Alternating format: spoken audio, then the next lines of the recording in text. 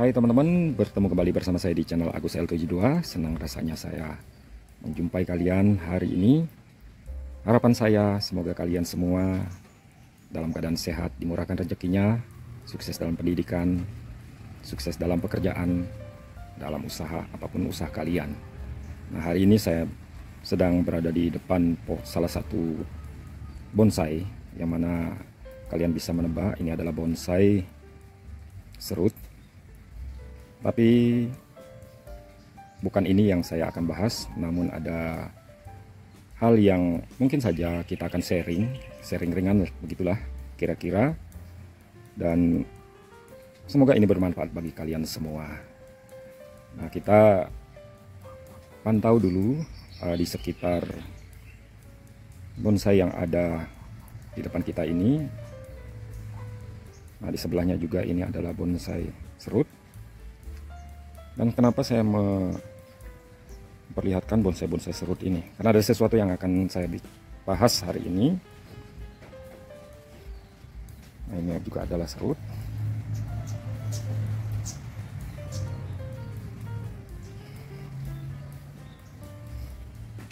Ini serut kayak syakan. Kemudian serut multiterang. Nah, sekarang kita fokus pada bahanan. Nah, ini ada dua bahanan yang terselip di antara beberapa bahan bonsai yang lain. Di sini ada sancang yang berukuran mame, dan dua bahan ini adalah bahan bonsai serut. Mengapa saya memperlihatkan kepada kalian? Sebenarnya apa sih yang akan kita bahas? Nah, sekarang kita amati bersama. Saya akan memperlihatkan lebih dekat lagi salah satu bahan bonsai. Ya, ini adalah bahan bonsai serut yang mana sebenarnya ini secara penampilan atau secara fisiknya tidak istimewa. Nah, kita lihat detailnya. Ada 4 akar yang menunjang di pondasi dari bahan bonsai ini. Kemudian kita lihat perlenganan satu sudah ada dan sudah dilakukan tahapan. Kemudian lengan 2, lengan 3 atau back, kemudian ke arah top.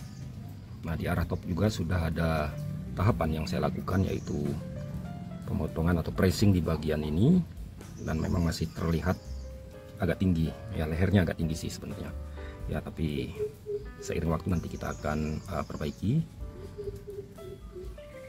Nah, seperti ini kondisi dari bahan yang pertama. Kemudian kita beralih ke bahanan yang kedua.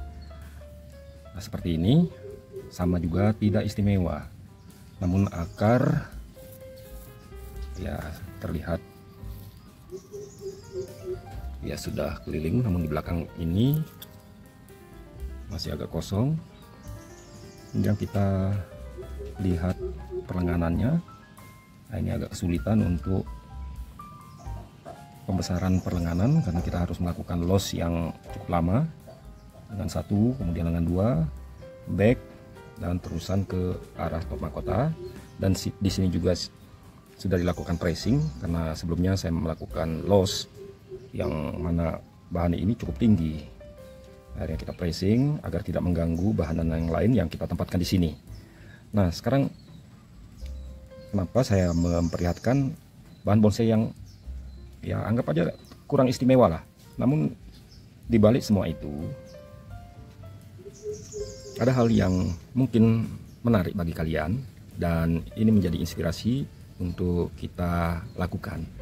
Nah, bahan bonsai ini sebenarnya hasil dari budidaya, yaitu budidaya stek. Nah, kita lihat bukti dari hasil stek. Apakah benar ini hasil stek? Nah, ini kita lihat bekas potongan yang lurus. Dan ini sebenarnya bahan yang asal saya budidaya, kemudian saya tempatkan di salah satu posisi di mana terlindungi oleh tanaman yang lain sehingga kelembapannya terjaga, dan ternyata bahanan ini tumbuh dengan baik. Dan setelah beberapa lama dan mulai semakin subur, baru saya repotting dan saya tempatkan di pot yang lebih besar, yaitu di pot plastik. Nah, sebelumnya saya budidaya hanya di polybag.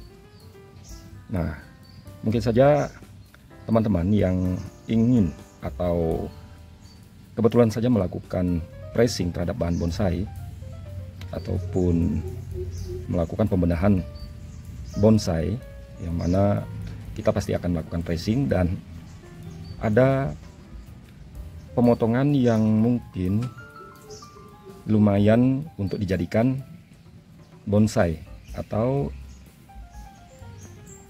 bahan yang kita pressing itu sayang untuk dibuang. Ya kita tancapkan saja dan kemudian tempatkan di tempat yang teduh. Dan seperti yang kalian lihat, inilah hasilnya. Nah, bahan-bahan ini sebenarnya awalnya dari mana? Nah, kebetulan saya mendapatkan 2 tahun yang lalu saya mendapatkan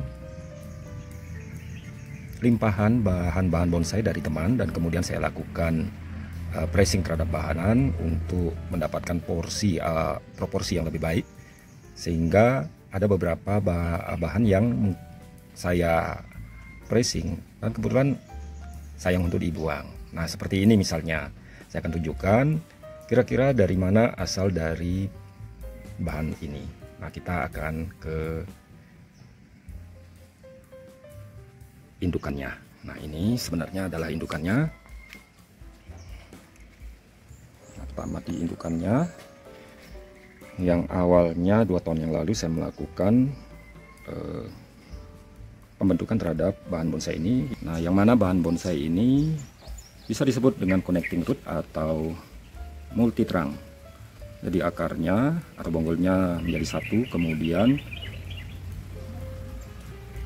batang-batang tumbuh hampir sama besar, dan kemudian saya bentuk menjadi masing-masing memiliki mahkota tersendiri dan as ada di tengah-tengah. Kebetulan ada di tengah-tengah.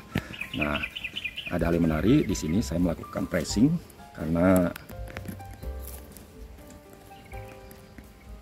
batang ini menutupi as. Jadi saya lakukan pressing dan kemudian saya tancap begitu saja, dan hasilnya adalah bahan bonsai yang tadi. Nah, kita lanjut ke bahan bonsai yang kedua. Dari mana sih asal dari bahan bonsai yang kedua ini? Ya, sekarang kita langsung saja ke indukannya.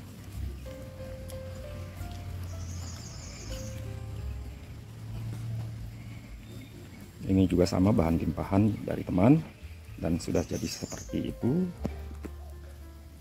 Nah, sama juga dengan ini adalah bahan limpahan dari teman dan bergaya connecting root atau multi trunk. Nah, kalau kita amati hampir sama seperti yang tadi, jadi ada beberapa yang kita belokkan atau kita buat lekukan, karena bahan ini sebenarnya dulunya bahan ini lurus-lurus, berbatang lurus-lurus. Jadi bagaimana cara kita untuk membuatnya memiliki sedikit tekukan di batang-batangnya, dan masing-masing ini membawa mahkota sendiri-sendiri, ada mahkotanya sendiri-sendiri. Nah, kalau kita amati lebih jauh, seolah-olah menjadi satu kesatuan yang utuh, menjadi satu pohon yang utuh. Nah, seperti ini. Dan sebenarnya potongan yang tadi itu adalah dari hasil ini, potongan yang ini, karena batang utamanya ini lurus ke atas dan kebetulan ada tunas yang tumbuh di sebelahnya, maka saya potong di sebelah ini dan kemudian saya tancapkan dan saya budidaya, dan hasilnya seperti yang tadi. Nah, kita kembali lagi ke bahan tersebut.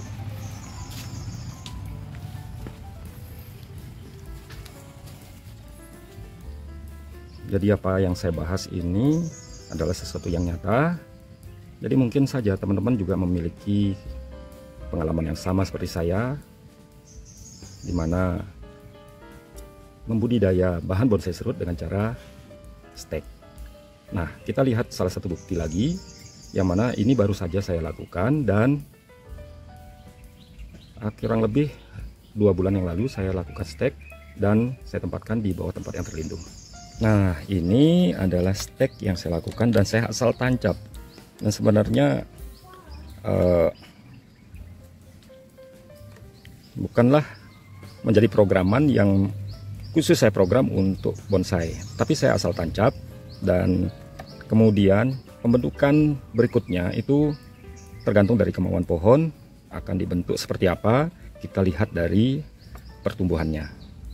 Nah, ini sudah 2 bulan dan kemudian sudah ada tunas-tunas baru yang mulai muncul. Apabila tunas-tunas baru tersebut sudah mulai memanjang dan terlihat agak subur, baru kita akan pindahkan ke tempat yang lebih besar. Nah, seperti apa sebenarnya kondisi dari sekitar tempat atau posisi saya tempatkan ban bonsai ini. Nah, ini benar-benar tempat yang terlindungi karena di atasnya benar-benar tertutup oleh dedaunan. Nah, seperti ini kondisinya. Nah, teman-teman dan sahabat-sahabatku semua, apa yang menjadi sharing kita hari ini, mungkin saja ini bisa bermanfaat bagi kalian. Dan alangkah beruntungnya apabila kalian memiliki hasil stek atau pressing dari bahan bonsai yang memiliki karakter yang bagus. Ya, mungkin saja kalian tidak sempat untuk mencangkoknya, namun secara iseng kalian dikerjakannya sehingga bahan bonsai tersebut bisa tumbuh dengan baik dan bisa diprogram menjadi bahan bonsai yang menarik. Ya, demikianlah video saya hari ini, semoga bermanfaat bagi kalian semua. Sampai bertemu kembali di kesempatan-kesempatan yang lain. Salam.